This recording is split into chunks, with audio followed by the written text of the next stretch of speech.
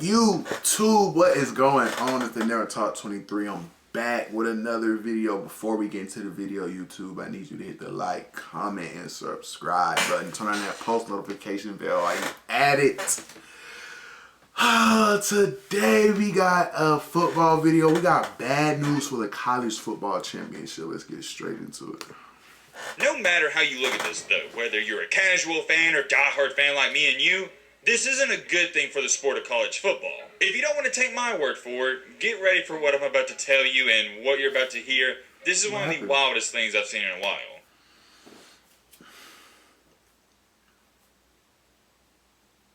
Well, I got some not so great news for college football, and the weirdest part about all of this is I'm not too sure how to feel about it. One part of me is sitting there going, Matt, what are you talking about? This is good news, but on the other hand, I gotta come back down to reality. When you look at it technically, it's bad news. Let's just say this, I believe some of these numbers I'm gonna show you in this video tonight, they're gonna shock you. Because yes, I do have to agree, I'm not going to sugarcoat it, they are embarrassing for the sport. We're going to talk all about that, just like with anything in this life. When you get the good, you also get the bad. And also another minor topic we had to touch on, or some would label this as a major topic, one of the top transfer quarterbacks in the country, he announced where he's going. He decided to go to a really good football team. Now, my question to you guys is he actually going to help that team? Look, it's simple. I don't have time to waste. You don't have time to waste. We're not doing no intro, none of that. All right, blah, blah, blah, shut the crap up. Now, without further ado, let's get into it. Oh yeah, by the way, I gotta bring this up because I just now thought about it today. After Monday night, which is only about 3-4 days away, we're done. The season's over. Sucks, man, it really does. You know I'm gonna keep you guys updated and make tons of videos in the off season, but it's not the same thing during the season. Whatever, that's besides the point. Let's start off with this. The breaking news that came out today, Sam Hartman, formerly Wake Forest quarterback, he's regarded as the quote-unquote top transfer quarterback this offseason. He's heading to Notre Dame.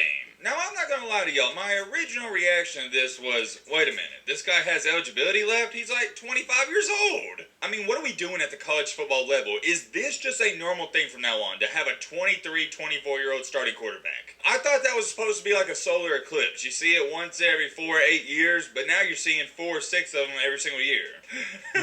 What's wrong with it, though? Just like this comment says, Notre Dame is now the favorite to win the Holiday Bowl next season. Great pickup. That's what I want to talk about, or really I'm asking you guys in the comment section, please let me know your thoughts on this. Does this even matter? Is this even a big thing? Because Notre Dame is not one of, they're the most overrated college football team of all time. Everyone's going to hype them up, throw them in the top 10 at the beginning of the season, and they're always going to go, at best, 10-2.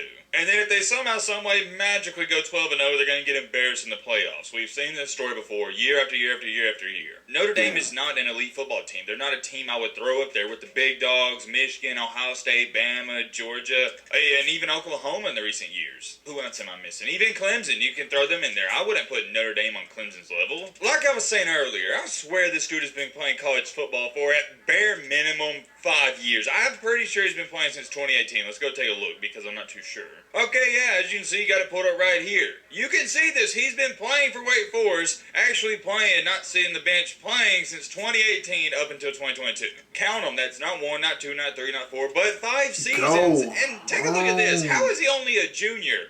What is this? How is it possible for a man to play 5 years of college football, yet he is labeled a...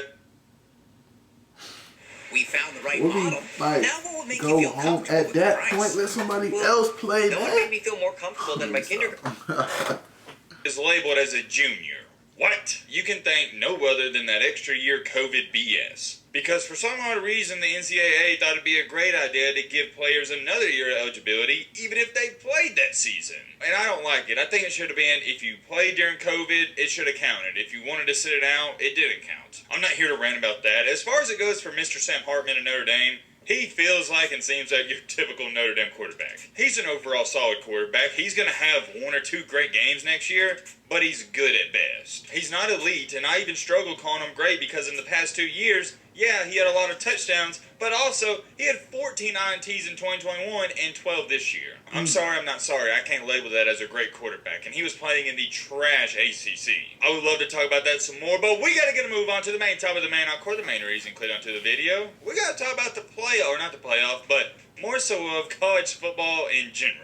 What have we been talking about the past few videos? What have I been harping on? Parity is coming back to college football, at least I think so. You're starting to see the West Coast, they're picking it up. They're getting a little better and even out the competition. You got Ohio State and Michigan. They're up there. Alabama, Georgia, Clemson, they're still somewhat relevant, and the list goes on and on. Tennessee's getting good. And the newest team to bring some more parity to college football, which I think is a good thing, is TCU. They're in the championship game. Whoa. Hold on. Speaking of TCU being in the championship game, that's part of the main topic. For a lot of people like me and you, and I have to always express this because you need to understand, people like me and you, people that are subscribed to this channel, we're not casual football fans. We're diehards. We're going to watch the games regardless. It doesn't matter if Georgia's playing Chattanooga State Water Aquarium Community College in the championship game. We're going to watch and tune in. But that is us. That's not the majority of the viewership. The majority of the people who own a TV and tune into these games, they're casuals. And there's nothing wrong with being a casual fan, but the truth is, your casual fan's not going to watch Georgia and Chattanooga State Water Aquarium Community College playing a playoff game. That's just how it goes, because how do casual fans think? Well, dang, Georgia's 2 times better than them. I'm not watching that. You see what I'm saying? Whereas people like me and you, we're going to go, hey, I love to see Chattanooga State Water Aquarium pull off the upset. We love the game, and y'all know that. I don't got to explain it. I think some of you know where I'm probably about to go with this. TCU making the championship game isn't exactly ideal and good for college football when it comes to revenue. If you don't want to take my word for it, get ready for what I'm about to tell you and what you're about to hear. This is one of the wildest things I've seen in a while. I'm going to show you some cold hard facts and evidence to back this up, but check this out. The Natty tickets have dropped by nearly $1,000. The tweet continues on. If Michigan or Ohio State were in it, the prices would legitimately be double, if not triple. That's interesting. I think we can all agree, but when I first saw that, I didn't know if this person was being serious or this was just a fan making up something. I'm not going to say I didn't believe them when they said prices have dropped $1,000, but I had to see it for myself, so your boy Matt did some minor research. And well, what do you know? Why don't you check on this stat sheet I got pulled up for you and made for you guys. On December 30th, as you can see the first date in the bottom left corner, your cheapest ticket price was $1,288. That's your cheapest ticket. Let me say it again. That's not your average price. That is your cheapest. Why is that date important? Because on December 30th, Ohio State and Michigan, they weren't eliminated. And to be honest, it's more so of Michigan wasn't eliminated. And as you can see, this major decrease from $1,000 to $600, what day is that? That's the day after the semifinal games. And working our way down to our current date, they just continue to drop and drop and drop. And I think eventually that number is going to get to about $350. Take a look at the chart for yourself. Within a 5 or 6 day span, the cheapest ticket went from $1,300 to $500. You're probably sitting there wondering, or probably not, but I'm going to tell you anyways. Yo, Matt,